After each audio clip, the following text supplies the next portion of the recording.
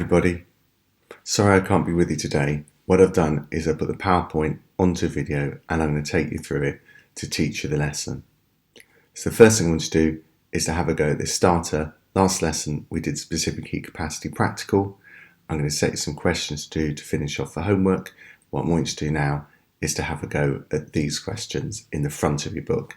You've got 5 minutes, so pause the video and have a go. So first one, you're asked what's the specific heat capacity of water mean? So that means you need 4,200 joules of thermal energy to raise 1 kilogram of water by 1 degree. The next one, you don't have to rearrange the equation. Energy is mass times specific heat capacity times temperature rise. Your mass has got to be in kilograms, so that's 0.352, times by your specific heat capacity, which is 4,200, times by your temperature rise, which is 56 degrees. And that gives you 82,790 joules. But you're asked to give it to 3 significant figures.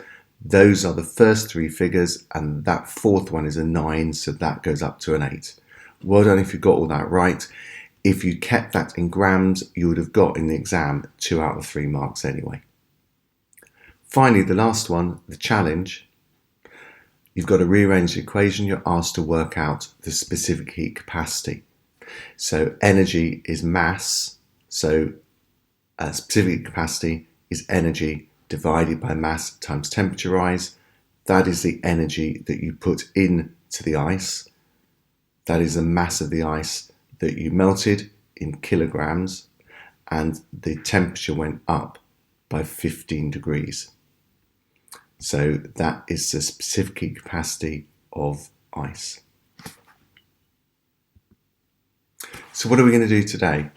Well, we're going to look more closely at latent heat and changes of state. So your learning outcomes are, I can explain why the temperature of a substance stays constant when you heat it while it changes state. I can explain what latent heat of fusion and vaporization is. I can calculate the thermal energy required to change an object's state, e.g. melting it or boiling it. So your first puzzle. If you look at the sheet in front of you, you should have 2 puzzles on it. We're going to do the first one first. So I want to find out the energy needed to vaporize, that means evaporate at boiling point, 1 kilogram of water. So this is more of a thought experiment because I've already done the experiment for you. But what you can do is you can use a joule meter like one we used last time and the same heater. If you put the beaker on a top pan balance, it takes some time, but the first thing to do, you have to get it boiling. Once it's boiling, you can measure you can start the joule meter once you've measured the mass of the water and beaker, and then after 10 minutes you can remeasure the mass because it will have gone down because some water would have evaporated, and you can measure how much energy went in to vaporizing that mass. Use those hints there and I'll give you a maximum of 2 minutes. Can you stick that sheet in and next to it work out how much energy is needed to vaporize 1 kilogram of water? So pause the video and have a go. So the mass of water evaporated was 16 grams. You could convert that straight into kilograms if you wanted to, or you could work out the energy per gram first, which is 37,800 divided by 16 gives us that many joules per gram, but we've got to evaporate 1,000 grams. So we've got to times that by 1,000 to give us the amount of energy for a kilogram. So that's what you should have got, and well done if you got that right. So our next quick puzzle is to not work out the energy needed to vaporize water. We're going to work out the energy needed to melt ice. I want to work out the energy needed to melt a kilogram of ice. So let me read this through with you. First of all, this time we have to have a control, and I'll explain why in a minute. So we weigh 2 glass beakers and record down the mass of each. So that's what we've done there. You set up the circuit as shown with the control without a heater. I'll explain why in a minute. You put the crushed ice to fill about 3/4 of the funnels, placing the heater in first. So we've got a heater in both, just in case some of the metal causes some of the ice to melt faster. So we've got exactly the same. Now, the whole point is that we're going to leave this for 15 minutes, and that ice will naturally melt in that time anyway. Some of that ice will naturally melt. So what we want to do is to find out the mass of ice which actually melts because we're heating it. So over the 15 minutes, we will get some ice naturally melting, and that will be this one. So to find out the amount of the mass of ice that was actually melted by heating, we just take this mass and minus that mass. So we turn on the power supply and we record the voltage and the current. This is instead of using a joule meter, this is a different approach. We leave it to heat for 15 minutes and we turn off the heater. We wait another 2 minutes because then any heat energy in here will go into the ice. We then weigh both the beakers again and calculate the mass change of each. So will be the mass of water melted naturally and by the heater, and that's just the mass of water melted naturally. Finally, we need to know the energy that we put into this heater. So first of all, we need to work out the power of the heater, which is just the voltage times the current. And then finally, energy is power times time, because remember, power is energy per second. So we can work out the total energy we put in, and we know the mass of water melted, so you can work out the energy to melt 1 kilogram. So I'm now going to give you 2 minutes to have a go at that. Also, if you finish that early, the true values for both of them are this. Have a think about why the values that you are calculating are higher than the actual values. So pause the video, have a go. So the mass of ice melted was 111 grams. The power of the heater was current times voltage, which is 42 watts. We heated it for 15 minutes, and that is joules per second. So that is our 15 minutes in seconds. So that gives us that many joules. So what's the energy per gram to melt the ice? Well, it's the energy divided by the mass in grams, and that gives us 340.5 joules per gram. The energy needed to melt a kilogram of it, you just times by 1,000. You could have converted this mass straight to kilograms by dividing by 1,000, and you would have got that answer straight away. So why are the values higher than the actual values? Well, that's because not all the energy is going to go into the ice. Some of it will go into the surroundings. So actually, if you look at the equation, because that is the energy you're putting in, but not all the energy goes in, it will melt less ice than expected. So therefore, that will make this value larger than it should actually be. So what is latent hidden heat?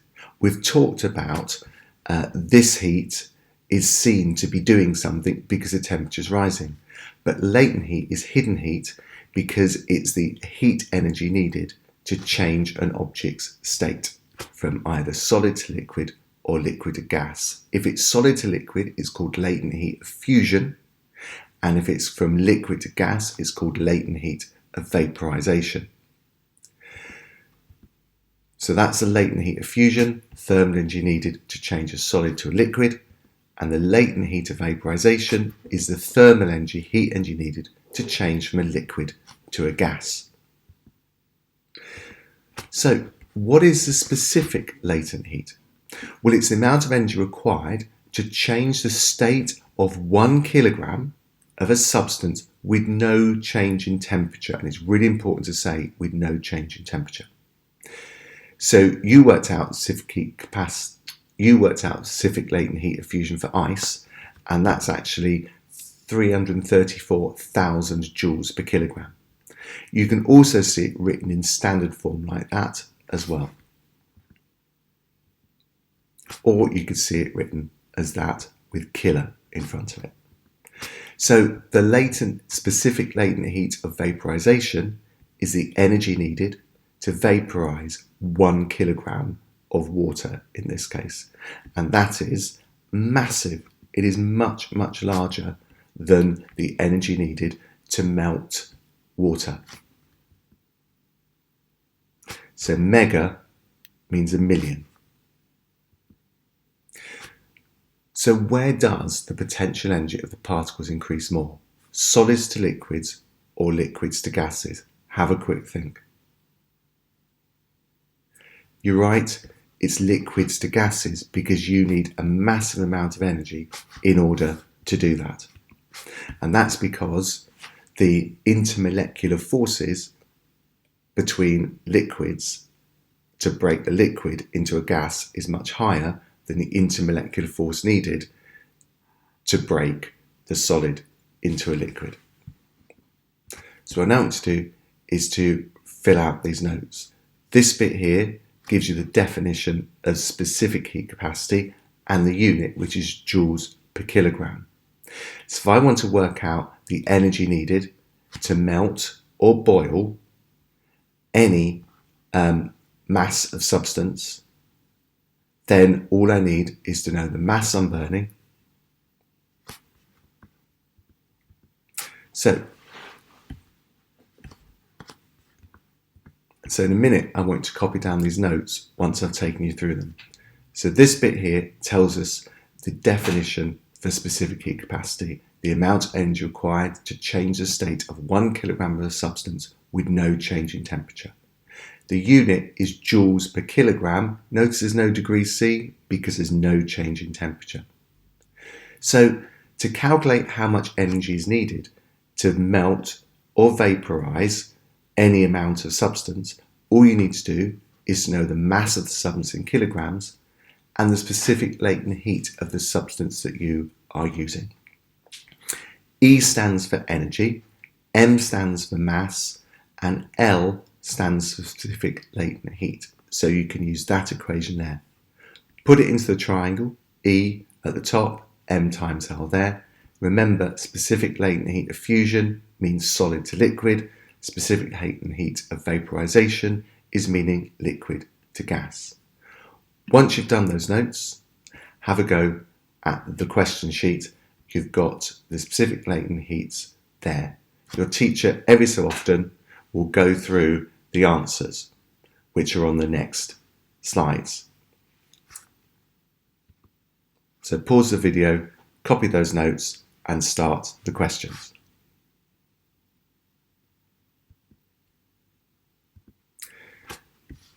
So your first answer, E equals ml. Notice I've written the equation first, so it's 5 times that value, and that gives you that many joules. You could quote it like that in standard form, or you could quote it like that as well. Second one, you should have got that many joules. The third one, E equals ml again. Make sure you converted that mass into kilograms, and you should have got 60,200 joules. Question 4, I've asked you to work out the mass, so you've got to rearrange the equation by making M the subject of the equation. So L is multiplying, so take that to the other side, which is divide. I've written the equation out again after writing it like that. I've put my values in, and my answer is 21 kilograms. So question 5, L is equal to E over M. So we have a latent heat of vaporization of that. Question 6, this is a 2-part question. The first part, we have to work out the energy that is supplied. That's how much ice we've melted, 0.1. That is the value, and so of specific heat, that's the value of the latent heat. So we've got 225,000 joules. We need to work out the power. So that unit's wrong, by the way. It takes 3,000 seconds to do that because I've converted that from minutes into seconds. And so we've got power is energy divided by time, so that should give you 75 watts. So next I want you to do is this challenge. I will take you through it and explain the reasoning, but this is a higher level challenge. So we've got an ice cube of mass 0.008 kilograms at 0 degrees, was placed in the water at 15 degrees in an insulated plastic beaker. The mass of the water in the beaker was 0.009 kilograms.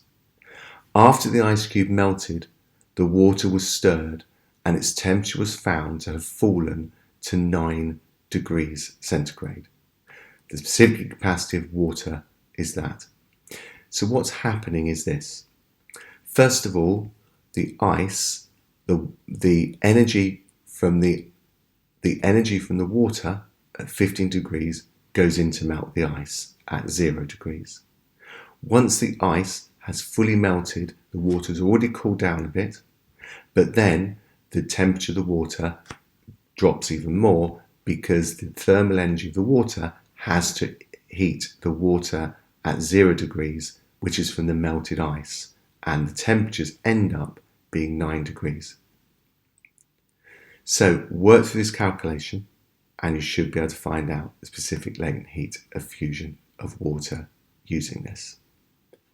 I'll go through it in a minute or two. Have a go of much of that as you can yourself.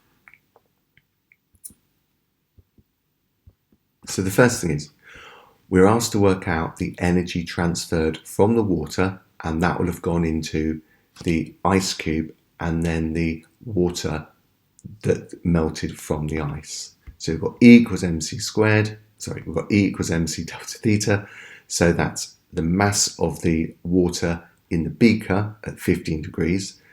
That's the specific capacity of the water, and the water dropped from 15 degrees to 9 by giving that thermal energy to the ice cube. So that's the energy that the water in the beaker lost. Now what we want to do now is to show that once we'd melted the iced water, we had to then heat that iced water from 0 degrees up to the final temperature of the balanced temperature, which was 9 degrees. So the energy needed to raise that water melted by the ice cube, that's the amount of water that came from the ice cube. It was water, so that specific capacity of water is 4,200, and it went from 0 degrees to 9. So that's the energy needed to raise the temperature of the melted water. It's to calculate the energy removed from the water to melt the ice. Well, this was the energy removed from the water totally to get it from 15 degrees to 9. Some of that thermal energy went into the melted water at 0 degrees to get it up to the final temperature, 9 degrees. The rest of it would have been used to melt the ice. So we've just taken one away from the other. And then finally, on this first challenge question, the specific latent heat of fusion of water is going to be E equals ml. So latent heat is E energy divided by mass. That's your energy went into the ice. That's the amount of ice melted. So you get that many joules per kilogram. So well done if you got that. We're now going to go on to the second challenge question. If you want to pause the video for a minute or two and have a go at that, and then I'll go through it. So this one I love. This is quite a challenging question because it takes you through how in cafes they make frothy milk hot from cold milk using steam. So we're told to make hot frothy milk, that many kilograms of steam at 100 degrees was pumped into that mass of milk, which was only at 8 degrees just coming out of the fridge. So the first question is calculate the heat energy removed from the steam to turn it from steam into water at 100 degrees. So we're turning it from steam, so it's a change of state, so it's the latent heat equations. The energy is mass times latent heat. That's the mass of steam. That is the latent heat of water, okay, and that's that latent heat of vaporization of water. So we get 54,000 joules. The next question is, if if the 0.024 kilograms of water is now 100 degrees, it loses that extra amount of energy to cool it down to the final temperature of the milk. Calculate the total thermal energy that goes into the milk. Well, the milk has already had that much energy because that is the energy it took out of the steam. It's also taken this amount of energy because that's come from cooling the steam, the hot water down. So that's a total amount of energy that has come out of the steam and therefore the hot water as well. So it asks us to calculate the final temperature of the milk. So we can use this equation, E equals mc delta theta. So the final temperature, if we put it in a triangle, is energy divided by mass times specific heat capacity. So the total energy that went into the milk was 60,915 divided by the mass of the milk, which was that many kilograms, times by the specific heat capacity of milk, which is that. And so the final temperature of milk is risen to 62 degrees because it took the thermal energy out of the steam and the hot water. If you managed to get through that, that's fabulous if you had time. So, my apologies, because that's the temperature rise. So the final temperature of the milk, it started at 8 degrees, so 62 degrees was a temperature rise, so you get 70 degrees in total. If you have time in the lesson, can you have a go at this plenary question? And there is a Wally task at the end if you manage to get that far. Pause the video, I'll go through it in a minute.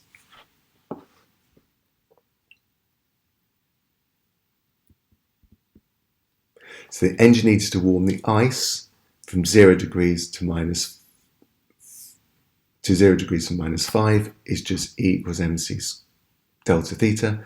So we've got a mass of 20 of ice. That is the specific heat capacity of ice, and we raised it by 5 degrees, so you should have got that many joules. The energy needs to melt the snowman. That's how much mass of ice you have.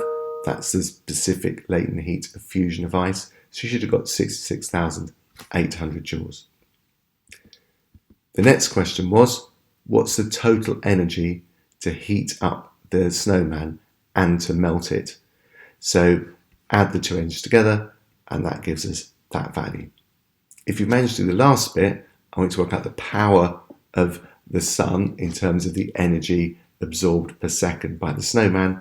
Well, of course, it took 5 minutes to do that. So, it took 5 hours to do that.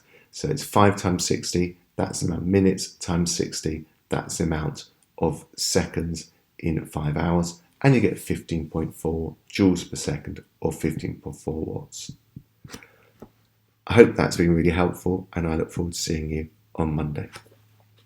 Can you make sure that you sanitize the desks before you leave?